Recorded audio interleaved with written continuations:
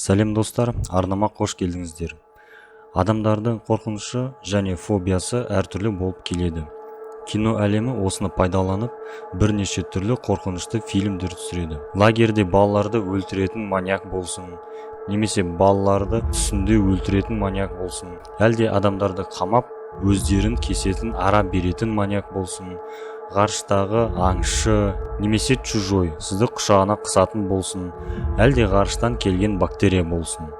Ал анимация жағына келсек, бұл жерде одан да қорқынышты. Ерте кезден біз анимацияны балаларға көңіл көтеруге арналған деп ойлаймыз. Қазірде 18 жасқа толмағандарға көруге рұқсат берілмеген мультиктер көп болса да, қорқыныш шекарасына тек қысқа метражды мультиктер кіреді. Сізде осыдан кейін қорқыныш бейнесі есіңізде қалады ма? Көргенді қорқынышпен еске аласыз ба?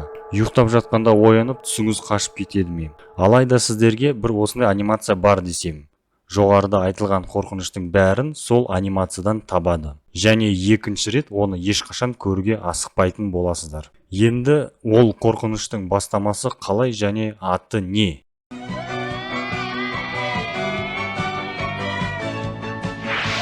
Кия! Босоногий ген. Жалаңаяқ ген.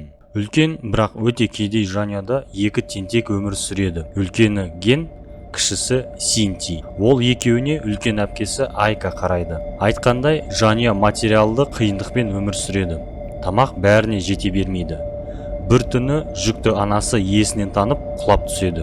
Әкесі балаларын дәрігерді шақыртуға жібереді. Дәрігер келіп, тексеріп, әйел аз тамақ ішетінін айтады. Баланың дені сау болып туылуы үшін жақсы тамақтану керек дейді. Балалар көршілерін көргенде түнде болған оқиғаны айтады. Сол кезде көршінің аты Бопо-сан балаларға балық аулауды ұсынады. Қармақты алып, ештеңеге қарамастан балық аулаймыз деп балалар шығып кетеді. Сөйтіп, жекеменшік территорияға кіріп, жаңбырда ешкім тексермейтін шығар деп ойлайды. Балық аулау ұзақ болмады. Бірінші лақтырғаннан қармаққа балық түседі.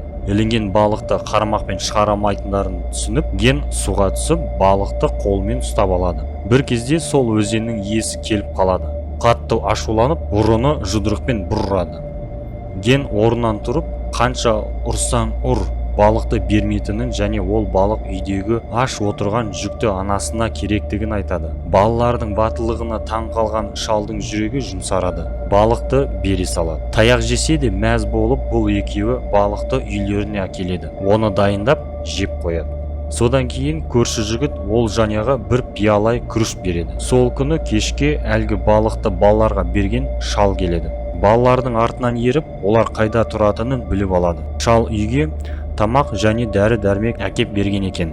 Балалардың батылдығына таң қалып қалған шал осындай тәрбие берген балалардың ата-анасын көргісі келеді. Ал балаларға кішкене тәттілер береді. Сөйтіп өмірлері ақырындап жақсыра бастайды. Келесі күні бір қалыпты өтіп жатты. Әкелері жұмыс істеп, анасы және үлкен әпкесі үйдің тіршілігімен, кіші інісі ағаштан жасалған қайықпен ойнап жатты. Ал үлкен ағасы мектепке дайындалып жатты. Ары қарай анимация тарихындағы қорқынышты 10 секунд тыныштығын көрсетеді.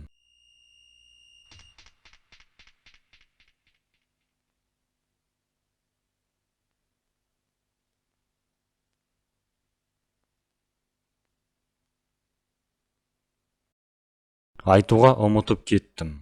6 тамыз 1945 жылы Хиросима қаласының жоқ болып кеткен күні.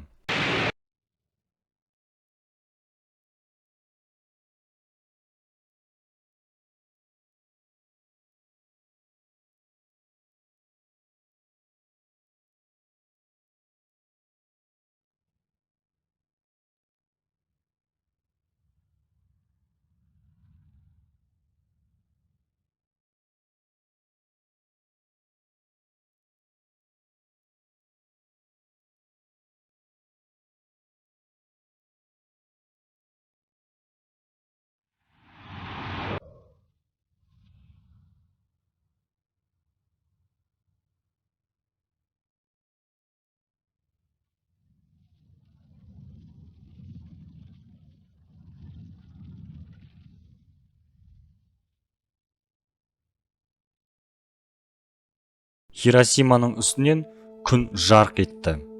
Бір сәт болса да 100 мыңнан аса адамды жоқ қылады.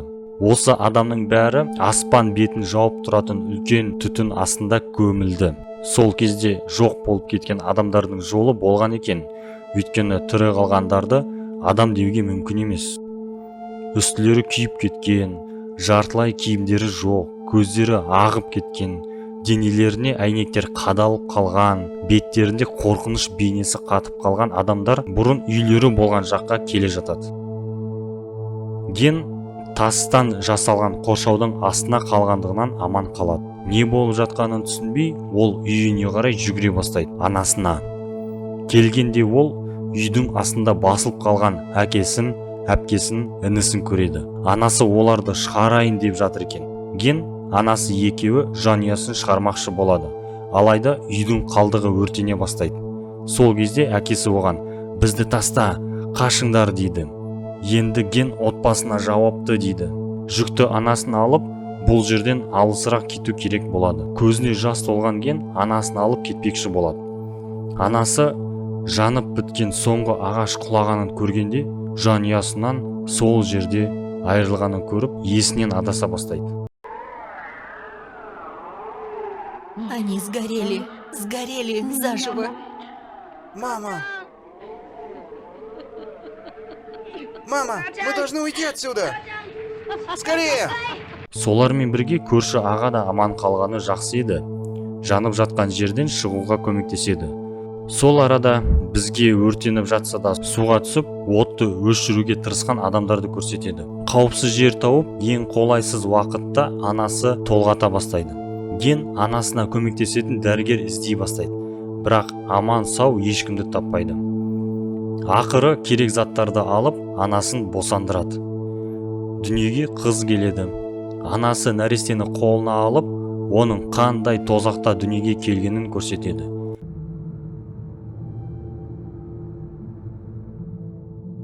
Біраздан кейін тамақ проблемасы туындайды.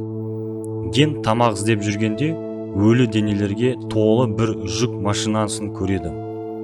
Оларды бір жерге апарып өртеп тастайды.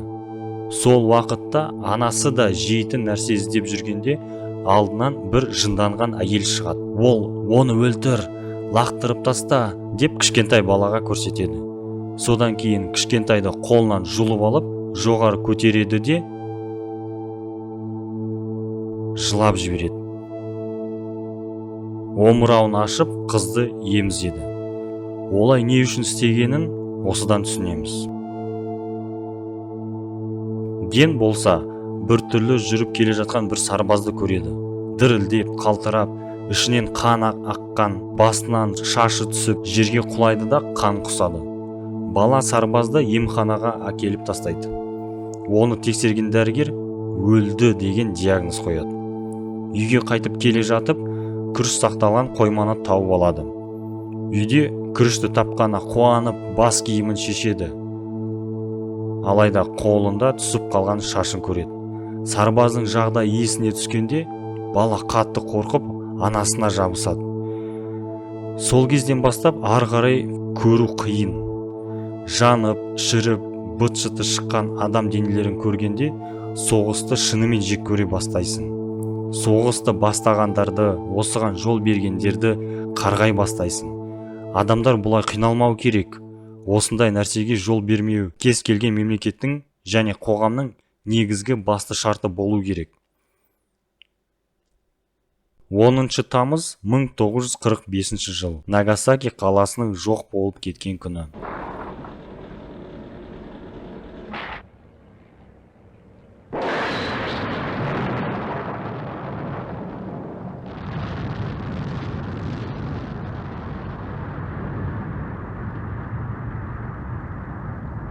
Верховное командование Японии было убеждено в поражении. 15 августа император Хирохита в публичном выступлении командования заявил, что война окончена. Бір күні кешке анасы мен баласы ас ішіп отырғанда, жаңа піскен күріштің иісін сезіп келген бір баланы көреді. Сыртынан әйелдің кіші баласы Синтиге ұқсайтын. Ата-анасы қайда деген сұраққа ол бала: ауыр болса да үйреншікті жауап береді. Их всех взрывом убило. Бұл жағдайда бөтен бала болмайды деп ол балаға тамақ береді. Сөйтіп тез арада үйде тамақ таусылып қалады. Ең жаманы сүттің жоқ болып кеткені. Балалар бірнеше күн ас ішпей жүріп үйреніп қалған. Ал жаңадан туылған кішкентай жоқ. Сонда ағайын деп аталған екеуі жұмыс істеуге шығады. Оларды бір бай мырза тауып алып, бір күндік жұмысқа 10 йен беретінін айтады. Балалар келіседі. Оларды денесі шіріп жатқан бай мырзаның туысын қарауға алып келеді. Әлгі жігіт балалармен қалай болса солай сөйлеп, заттарды қайта көтеру мақсатында лақтырып отырады. Балалардың шыдамы тез таусады. Жігіт жайлы не ойлайтындарын айтып тастайды. Жігіт осыны естіп жылайды. Өйткені олар өліп бара жатқан адаммен сөйлескендей сөйлеспейтін.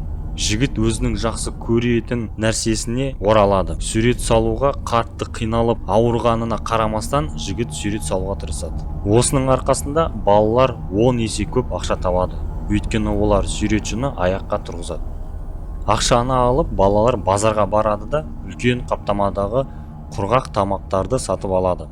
Үйлеріне қарай жүгіреді. Жамандық артта қалды. Осы сатылымнан оларда ақша қалған еді. Күріш те сатып алуға болады. Қалған проблемалар түкке тұрмайды деп ойлайды. Үйге қатты асығып, бірақ өлім олардан да тез жетеді.